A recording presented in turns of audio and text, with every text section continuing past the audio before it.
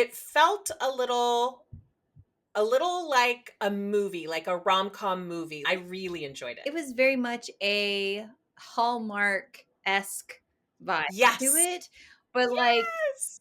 I don't know, like, in a I don't know what the In a dirty but, way. like, in the 50 Shades X-rated. it's like a 50 Shades of Grey Hallmark Yes. movie.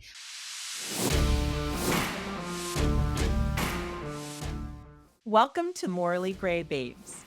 We're your hosts, Jen and Amber, two unapologetic book addicts diving deep into the steamiest reads, hottest book boyfriends, and those spicy moments that make you blush. Amber here, and we're not just here to talk plot twists and character arcs. We're breaking down everything from our favorite quotes to the spice levels that really bring the heat. Expect a lot of laughs, a little cussing, and some seriously hot takes. Whether we're gushing over fictional men or dishing out the truth on what books deserve the hype, nothing is off limits. So buckle up, Buttercup, and get ready for real, raw, and totally unfiltered book talk. Because we're the book besties you didn't know you needed. Hello, Amber. Hi, Jen. How are you doing? I'm good. How are you? I'm excited to do this book review. I Yes. am very excited. So this is Her Naughty List by Ari Wright. It's book 4 in the series Most Valuable Pack. It's an interconnected standalone, which you can read as a standalone. And I'm excited to read I was excited to read this book with you, mainly because, like I said, this is book 4 in the series, and I read all 3 without you. And Isn't that nice? we didn't know that we were going to be book besties whenever That is correct. and That is then correct. I did not know you were going to be into Omegaverse, which this Yes. is. And yeah, so I don't have, like, you can't hold it against me. But I was so excited to read this series because I loved it so much. And I think each group, right? I guess like pack, I guess I should say, each Yeah. pack has become my favorite. And I think this is now my favorite. And I tend to forget the other 3, like, because after I read this one, because I loved it so much. And I loved it so much Eh, that I actually ordered signed copies of the hardback special edition from the author. Like, that's how much I love this series. So why don't we start off, because I know that we're sort of, our podcast is like dark romance. Omegaverse is a little different animal, and not I mean, I never even knew it existed before I started reading books with you. So why don't you sort of give a kind of a high level understanding of what Omegaverse is? and not putting me on the spot because I did not know we were gonna be No, talking not about this. at all. Oh my god, I should have done research. Because as a listener, I would no, and we don't need the details, Okay. just a high level overview. Because if I was listening prior to reading this, I would have been like, a megaverse? What the heck is that? Pack. Fantastic. What Okay. do you mean pack? All right. So I will say I also learned the difference between a why choose and a reverse harem. I think like this month in Yeah, January of yeah. 2025, I finally learned it. And then when somebody said it, I was like, oh, that makes sense. And now I see it. So a why choose is when there is a female main character and multiple main characters that could be male or female, and they along with her, and they are could also be involved sexually. So it could be a female with 2 to more males, or there also could be a female involved, but those other male characters, main characters, are also involved. So that is a why choose. Basically, everyone's up for grabs. In a why choose is how I see it. In a reverse harem, it is a female main character with multiple male main characters in a relationship, but everyone is active with only the female. Okay. There's no what people like to say sword crossing, and I can't believe I said that, and now I'm blushing. So I mean, yeah, everyone's got to understand what it's about. okay, so that's a reverse harem. And a megaverse it are typically can be a reverse harem or a wide choose, right? Um, Yes. and so basically, it's set in this world where it's they're humans, right? They're typically not shifters. Even though you hear like alpha and you hear beta and omega, they are typically not shifters. It's just they have, I want to say, like shifter tendencies. This is so weird. That none of those, and I'm not saying like they shift, but they have some animalistic instincts. So like the alphas are more dominating. There's going to be one that's kind of like the head of the leader of Pack the leader. pack leader. Thank you so much. And betas would be typical like an average human. They don't have any special skills. They don't have strength or the dominating. The mega is can be a male or a female, and basically the mega is kind of like the linchpin of a pack, and they help control the alpha's dominating aggressive side. They are able to be sexually active with the alpha, and there's something called a knot, and you don't know what it is. Do your Do own some research. research. We're not going to be talking about it today. So, a mega is the one that can become pregnant. They're usually small and docile. Sometimes they can be snarky, badass heroines, which I love, but they Yeah. are typically the linchpin. And a lot of the books that we read in this Omegaverse, they have what we call scent fated mates. Omegas and alphas tend to have scents that they give off, and there are something called scent fated mates, right? So like their scents are really attractive to this Yummy. person. Yeah, attractive to this person, delicious smelling. There's something called perfuming. So whenever a mega smells their scent fated mates, they can perfume and they go like it goes off and like instant attraction, all this stuff. Alphas want to protect and want to love and dote on the omega. Omegas want to support Be taken care soothe of too. their alphas, right? So Yeah.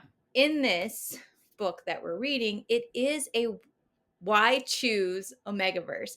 It's intended for readers 18 and up. It contains nodding, heat, swoony alphas, and absolutely no choosing. And as always with Ari Wright, it is a happily ever after guaranteed. So in this book, you'll also see, like I said, Omegaverse. It's a why choose. It's a holiday romance. It's got that snowed in, forced proximity, grumpy sunshine dynamic. There's a brother's best friend. There's exhibitionism, voyeurism, which I liked, and I didn't think. I mean, I like it in books. I don't. I would not like it in real life for me. I'm Correct. like the most modest. We're always talking about books, by the way, guys. But I'm So like, I'm most things are red flags that we like and would never happen in real life, exactly. like ever.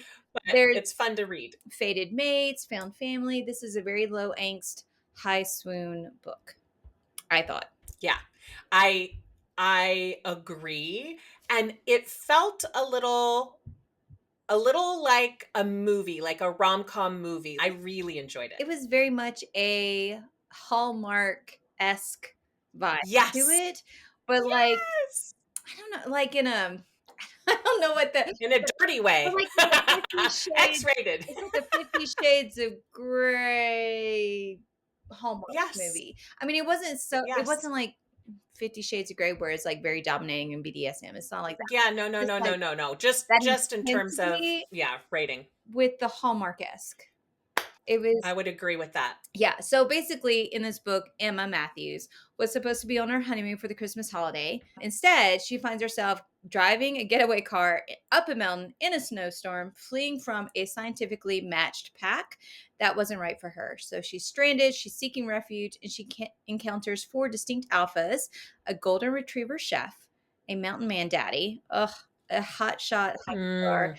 and a cinnamon roll firefighter. And together they discover the true meaning of fated mates, building a found family filled with love, warmth, and holiday cheer.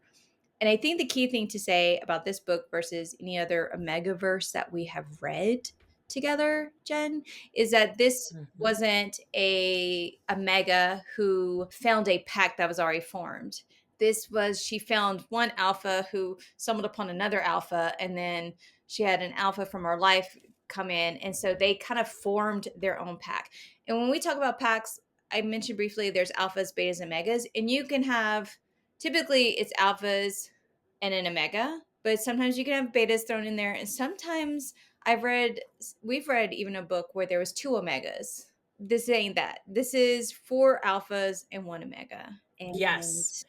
And it is, I would agree with you. I've been reading them now, but I haven't read maybe as much as you have in the Omegaverse. But I really liked how unique it was. And it wasn't just kind of like a stamp of Omegaverse Mhm. on this book. It was really, it's my favorite Omegaverse book, I would say. Ooh, that's I know that's saying a lot. And the reason, I mean, there are some others that were more sexy time, like it was really great, but I just liked this because it was unique.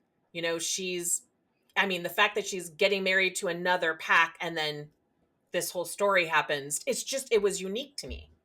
yeah, I liked it. I liked it. And when I'm thinking about this now and like the books, right? So it's been a while since we've read this book. This like Yeah. we read this book before. And we recorded it and I then wasn't gonna Jen say promptly that. deleted it. I wasn't So wasn't gonna mention all that. no, I mean mistakes happen, Yes, right? Like, but we like the book enough to re-record it for you. There that you is go. true. But while I'm seeing like thinking about this book in this series, book 3, there was 2 characters I liked more than the alphas in this book. I know. Wow. I know. I might have to read those at some point. I know. Okay, but we're gonna talk about the book boyfriends because that's what I like and what I care about. So there is Knox. He's our grumpy mountain man. He has like daddy dynamics, very dominating. They have one schmidge of primal play mentioned. It's so tiny, it's probably not worth mentioning, but I have to because I like primal play in books, right? We already discussed this. In books. We have Micah, who is this cinnamon roll firefighter. He's very service oriented. He really enjoys giving and receiving affirmations during intimate moments. I loved him because he could be the most dominating and the pack leader, but he knows that Knox needs it more than he does. And so he like steps down, but he's definitely got that vibe. He's also the one that does the voyeurism with her, which I was Which one is this one? Was it Micah or Zane? Micah, the That's what I thought. Okay, just what gazebo, I. right? I was not expecting. So Zane, he's our golden retriever chef. He's very optimistic, very cheerful, butterfly. There's actually this is so embarrassing. But there's actually like this like niche on social media of men who are chefs who like play around with their food in a kind of like Sexy way. they're trying to be sometimes it's cringe. And you're like, oh, Oh no, really? Oh. yes. And then I'm like, seriously, did you just do that with the dough? Stop. And yet women seem to like it. It's I so mean, it's so I don't know. When I see it, I'm like, oh, you are somebody's son. That's what I think. And it's so, I don't know why, but I'm like, oh, no, no, sir. Time out. like Yeah. again, it's great in a book. It's great in the book, but in real life, it just, but I remember reading this and sending you, like, searching social Yes. media and sending you this chef's I'm like, Instagram. OMG, he's really doing And this. I was like, so when I think about Zane, that's what I think about. And I had to share it with you. Like you had to have the visual. And then we have Gunner. He is our broody hockey star. He's into rough play and very possessiveness. And he's very private individual. There was one scene that they brought, and I think that was one of the things that irked me because I didn't think it was really necessary. Mm. And it was like this moment they had him and Emma they had in the very Hmm. beginning. And it was like, I don't know, I forget, it was like a year ago. And it was like a flashback and they both had it. And it was like, felt like it was unnecessary to take us back there. Like in that moment. Yeah, and but I think I felt like the purpose of that was for her to not be interested in him, like, and then to grow interested in. Like he was awkward, she was awkward, and they both had a totally different sort of perspective of he knew he was an idiot, but it just, I feel like it made It just, their growth more. I understand why it was done. I mean, once you get to know Gunner, how clumsy and klutzy he is in like off the ice, it just, I love it because I'm that way. I'm also klutzy on the ice, so not in that There's way. that. There's that. But I loved the only thing that I liked about that moment was that it gave you more like information about how, or like structure of how she lacked self-esteem, Mm. and Which drove me little nuts. how That was an irk for she me. how she lacked confidence in herself, how she thought she wasn't deserving, especially in her family, and it just played a role. So that Yeah. is the book. But let's just keep going. I know you like to talk about the dedications, and I thought this was a good one. This is a good one. I'm glad that they had it. So the dedication is for everyone who's ever felt stupid for having hope during the darkest of times. People like you are the reason there's still beauty in the world. And I loved it. I loved it. It was a really good one. Some of them, Yeah. I think, like when you're like, "Oh, this is for Joe, my bright light in the dark." I'm like, "Ugh, no." Which is great for them. Like that must be lovely to their family member to like actually put him on a We pedestal don't want to like hear it. from a book. We don't want to hear it. But it doesn't make me happy. Screw Joe. We need it for the people who feel like us, and that's why I like dedications. Is whenever the authors make it like when before you even start reading, you feel part of the story. Like Yeah, you can I already agree with that. connect. And so I like this one.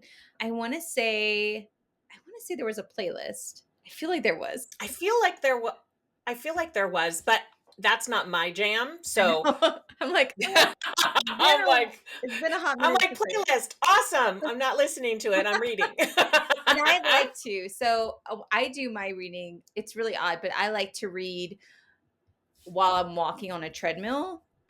It's like my Mhm. time. I'm like, mom's getting her Yeah. steps in. It's late at night. I have my headphones on and I like to listen Or early in the early morning. in the Yes. morning. Yes. So I liked it. But other thing I like in this book is the nicknames. And I feel like there was, I feel like there was only a handful. There wasn't that many nicknames. I think I only have two. I've listed one of them twice that looks like three in my notes, but there's two that I'm aware of: Sweet Girl and Shona Shona, yes. or So Shona. Knox also calls her Little Miss, and then she makes a Ah, statement, and I was just like, "Oh!" And she says, "Are we totally set on the whole Little Miss thing? Because it sort of makes me feel like I should be calling you Daddy." An earth-melting wave of cedar musk rolls off him, betraying how much he likes the sound of that. I'm surprised. The big grumpy mountain man wants me to call him Daddy. Oh, I mean, yes, please. I yeah, loved that was it. cute. I loved it. So let's go into what we loved about the book. Yeah, so you know me. I love the men's obsession. They were obsessed with her comfort, her happiness, making sure she ate, including cooking with her and having a nice experience in the kitchen. I loved all that. And I loved the guys in this book so much: Micah, Gunnar, Knox, and Zane. They all had their specialty area, but I really liked Knox being that grumpy billionaire Mm. because he's the one I thought that grew the most in the book. So he didn't even want to talk to people. He was like hiding out, like completely isolated in the hills. And like all of these characters just like, because they all stay at his house and like upset the apple cart. And I loved that. And I loved how grumpy he was. I agree. I loved the banter. I love the female main character's usage of the phrase "Oh holy night." Like whenever things went craptastic, she was like, "Oh holy night." And I thought it was kind of funny because it's a holiday book. I love the banter between the female and the male main characters. I love their personalities. They had me chuckling throughout the book with quotes like, "If you're leading me into a bear den, I'm going to throw your leash and let them eat you." Or like, "What the fuck, Grizzly Adams?" Like, I love the banter between all the characters. I also love the relationship development. Remember, we said that this was a why choose Omegaverse. So there was this relationship development between Zane and Gunnar. And Zane says something like, "That's a good boy." And then Gunnar, in his head, his internal dialogue was like, "Okay, fuck. Guess we're learning a lot of shit about ourselves today." Like, Yeah. I I love to see that relationship blossom. And I also loved how at the end of the book, right, she gets this closure with the pact from her that horrendous wedding night. I loved how she stood up for herself, and I loved how the men were just standing behind her, just showing their support and willing to step in if she needed, but giving her that opportunity to like handle handle it herself. And Yeah. I like that. My irks for this, I really wanted more of Knox's POV because Agreed. I love Grumpy, like, and I loved Micah, but I feel like Knox didn't have I think that's why I liked him because I didn't have I enough. feel like Like, I we got a wanted lot of more of, Zane. yeah, I wanted more of his internal dialogue. Yeah. Do you know what I'm saying? Like, Oh gosh. I love that. I did not. I would even go as far as saying I disliked intensely that her normal loving family, because I read a book before, Yeah. like in this series, I read And one so of the them other before. packs, she's part of families. Her family is Yes. part of one of the packs in like book 1 or 2. So we know those characters, Yes. right? And so her normal loving family, and I only know that from reading the book before, was really horrible to her on her wedding day. And I mean, I feel horrible. like we see it from her point of view, right? Mhm. And so basically, and I agree, like my heart ached for Emma on her wedding day. Her brother and his pack were more focused on their Omega, which rightfully so, right? And she Alpha, was pregnant, right? I and she think was pregnant, their and she makeup. was Yeah. very So I get emotional. that too. She was very emotional, but it's like they couldn't take a pause to focus on anyone else in the room or the entire situation that was playing out. Like it Like, bothered they didn't me. even notice how upset she was, and families should notice that, in my opinion, period. Yes. Some of us are not from families that do that though, Jen. Yes, I No, know, we're not gonna talk about that's families. We're hard. just saying like not every Yeah, family has yeah, loving you're right. members. But because I read the other book, Yeah. I know that they're loving people, Yeah. and they're usually very on how people feel around them. Do you know what I mean? Like, it was such a complete difference Yeah. from one book to this book. That's, I think, why I was more upset. It If I had read this and I didn't know the family, it would not have even been an issue for me. I think it still would have like it bothered me a bit to see how little her family seemed to care for her and Yeah. how easily they dismissed her when Oh, one, it was her wedding day and it's supposed to be all yeah. about the bride and the groom, this case grooms. Like, what? And Yes. then but it was just so like they just turned on her because their Omega was hurt. And I get it, but it was just so drastic. And Yeah. agree. That was like my main irk for this book was Yeah. that beginning. And her lack of confidence. I mean, I know, and last time we recorded this, I talked about, well, that's part of the book to show her growth. But like, now that I have some distance from it, I'm like, I didn't like her lack of confidence. Yeah. I think out of all I don't know. I agree. I agree. And I think I said this last time is that I liked her snarkiness. I liked their banter. Oh, the I banter. I read sections out of the book to my husband and we're belly laughing because it was just Yes, it's so so good. snarky and sarcastic. I Um, loved it. I agree. I loved it. I want a female main character that is damaged, has like trauma, like because we all do. Yeah. That's not perfect. I would like it if she didn't have a lot of friends. I mean, Yeah. let's be realistic. Like in your 30s and 40s and 50s, it's hard to have like one or two really good girlfriends. Like people that are like, "Oh, I have like 6 best girlfriends." I'm like, "Fuck no, you don't." or that or that's just like a unicorn. Like it doesn't exist to me. Like I It's can't rare. Yeah. I want a badass female main character in I'm an searching. Omegaverse. In an Omegaverse. I want someone who I'm can stand on searching. her own like feet and like really who believes in herself and knows her worth and is not willing to like back down. Like that's what I'm looking for. go to Morally Gray Babe on Instagram and comment on a book that's an Omegaverse with a badass female lead. I would That's love oh my to God. read that book. Yes. Like that would be It's a holy a grail. holy grail for me in Omegaverse. Exactly. Okay. Yes, I have quotes. I have quotes from each book boyfriend and then some from Emma. So Okay. the scene is that Knox is very rigid, right? And you are probably going to say this, you're probably going to give this quote about the dog breaking the window. So he is very rigid. Very isolated. My heart breaks for this man because he does not believe that he is worth love. He feels like he has such an intensity that he will hurt people. And so he does not allow himself to have intimate relationships with anyone for years. Okay.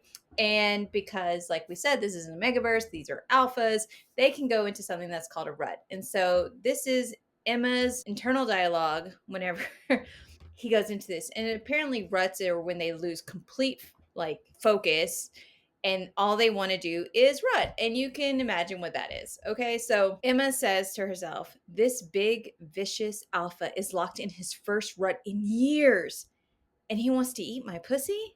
Plot twist. I was dying laughing. This is like, Okay, so like, come on. yeah, I'm gonna do that right now because that was I think I voxered you and said OMG, or you did. One of us said, "Tell me when you get to this part," because it was so funny. So she says, "I only have to turn it in my hands to discover that I'm holding a masturbation sleeve designed to look like a woman's. What are you doing?" It's the flannel wearing, booming voiced alpha. Aghast, he stands in the doorway and gapes across the room. This is his bedroom, FYI. I gasp around a sob. I broke your window. Another sigh. My dog broke my damn window. And right now you're breaking his heart with those whines of yours, little Omega. Could you come out here before he bites my balls off for barking at you? The whole Oh, scene, I giggled and I laughed through the whole thing. it was I so just funny. I couldn't stop. All right. So another one I love of Gunner. So Gunner's the hockey player. He's also the one that is very competitive. And so he tells her there's this scene where like she is with Zane and he looks at her and he says, competition doesn't scare me. It makes me fucking hard. And I was and that is Gunner in a nutshell, right? Like I feel like one quote just kind of he summed up for you right there.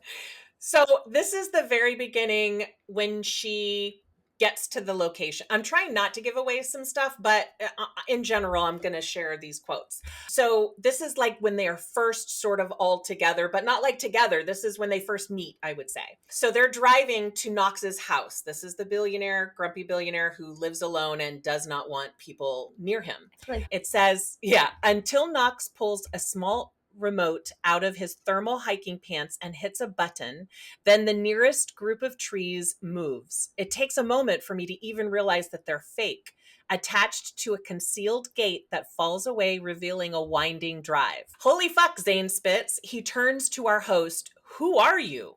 Knox scowls at him and says, I'm the guy who's going to kick your ass out of my house if you don't put pants on. He wasn't wearing pants, let's just put it that way, in the snow. So that was hilarious to me. you're so funny.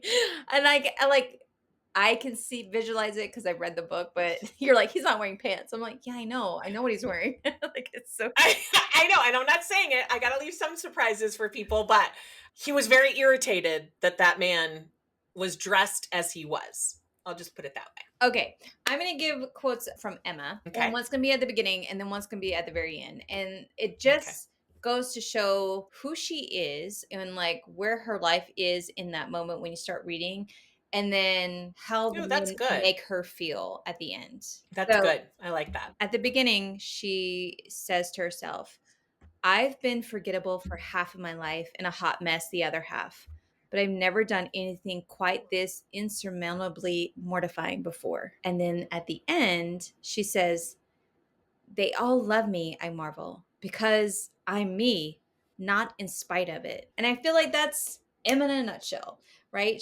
That is totally her. I like how she says, I've been forgettable for half my life and a hot mess the other half. And I'm like, oh, I can relate to that. Maybe not the forgettable. Maybe I am. I don't know. But You're not forgettable. definitely a hot mess most of my life. I think we all are at times.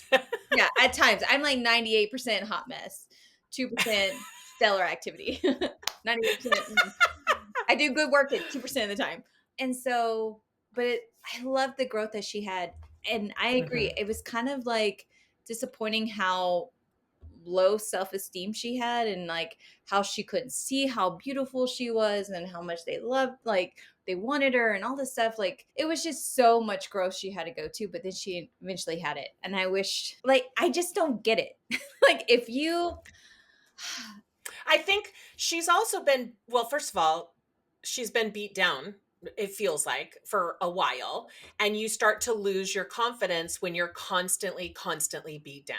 well, and it So I wasn't like can she get, yeah. wasn't beat down so much. It's like she was overshadowed by her brother, who's this amazing athlete, and then her sister, who I forgot what her sister does.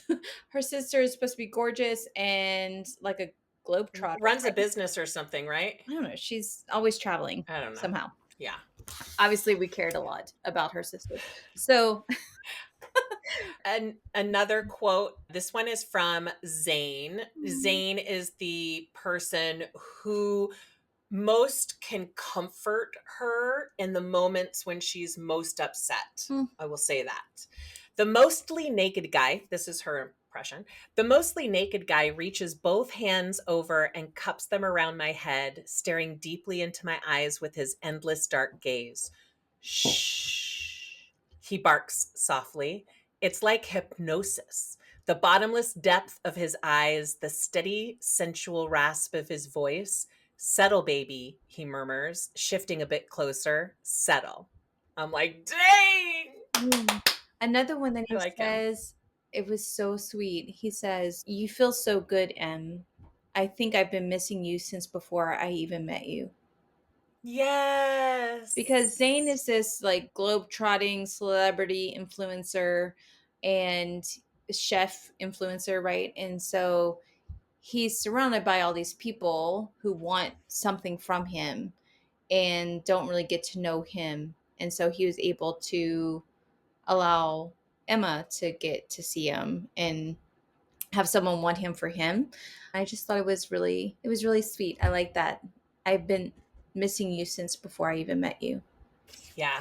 I will also say in this book, one thing that we like is that they have animals, and there's a dog in this book. And I don't know, I love it when they have pets and they Yeah, take me care of their too. pets. So that was one thing while you're Yeah, gathering. I think this is from Knox talking about how Mhm. talking about how uncomfortable he is in having people around when he's lived his whole sort of solitary life. This is internal dialogue. I'm way out of my depth. Hell, I'm out of my pool altogether. Thrown right in the middle of the fucking ocean.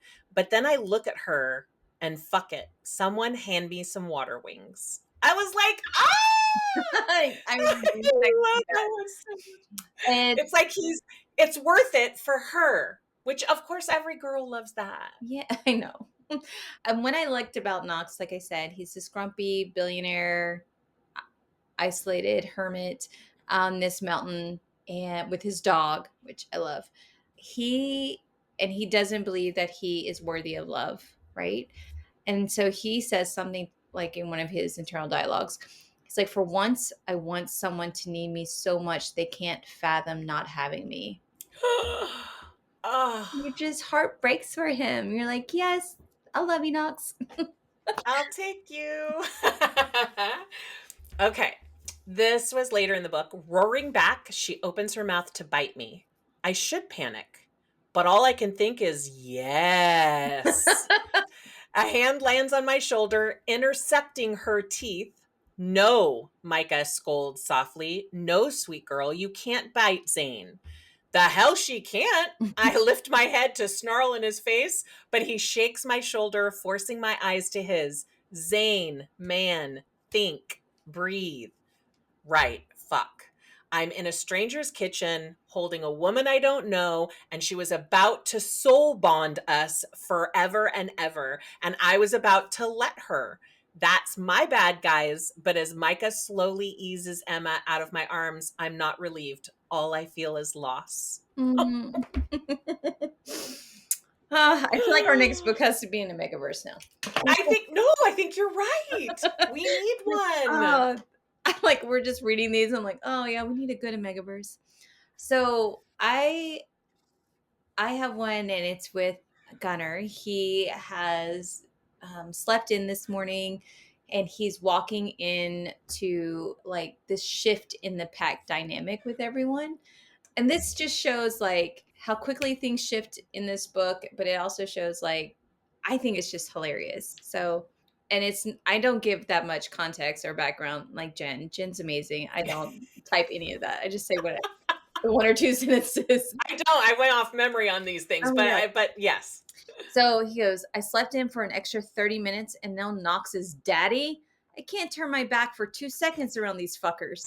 And and this was right after they have the very schmidge of Primal Play, which I think Jen is going to say her favorite. I don't have that one. That's why I was asking you. Dude. Do you remember it? I don't. I remember she took off in the trees. That's all. I remember him telling her not to.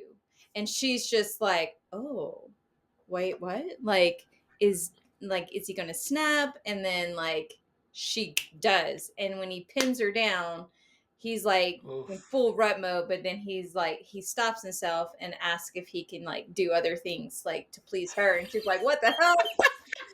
Yes, please.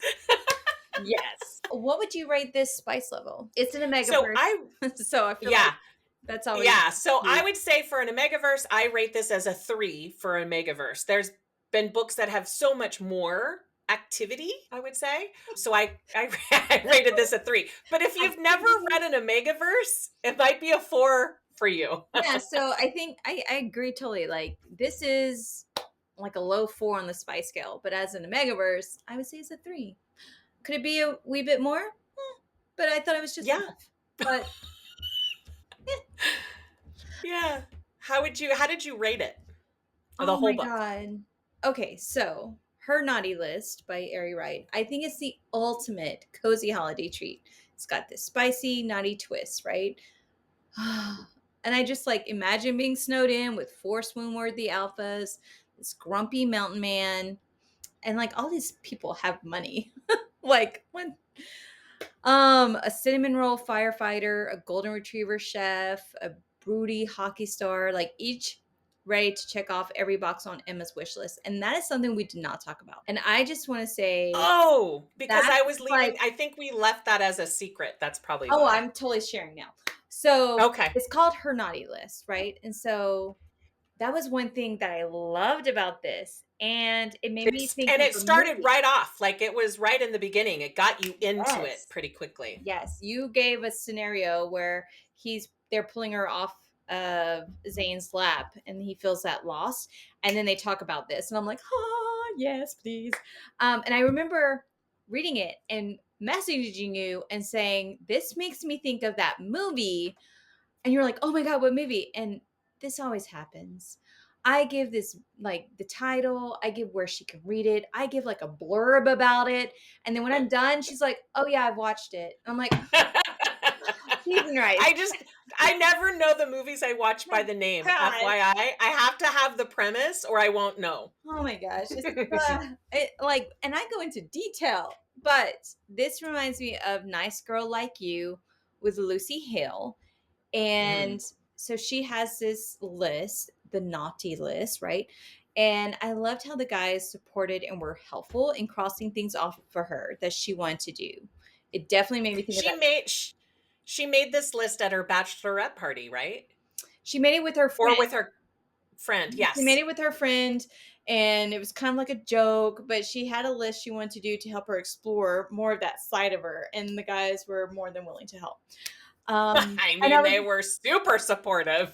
I was very excited to see which ones helped with which items. And I was very surprised with Micah. And I know we didn't say a lot about Micah and this like cinnamon roll firefighter. He like holds them together, I feel like. He's so Yeah. delicious.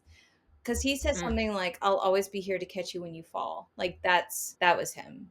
Oh, I mean, I married a firefighter, so I get it. I married a first responder, but he's not a firefighter.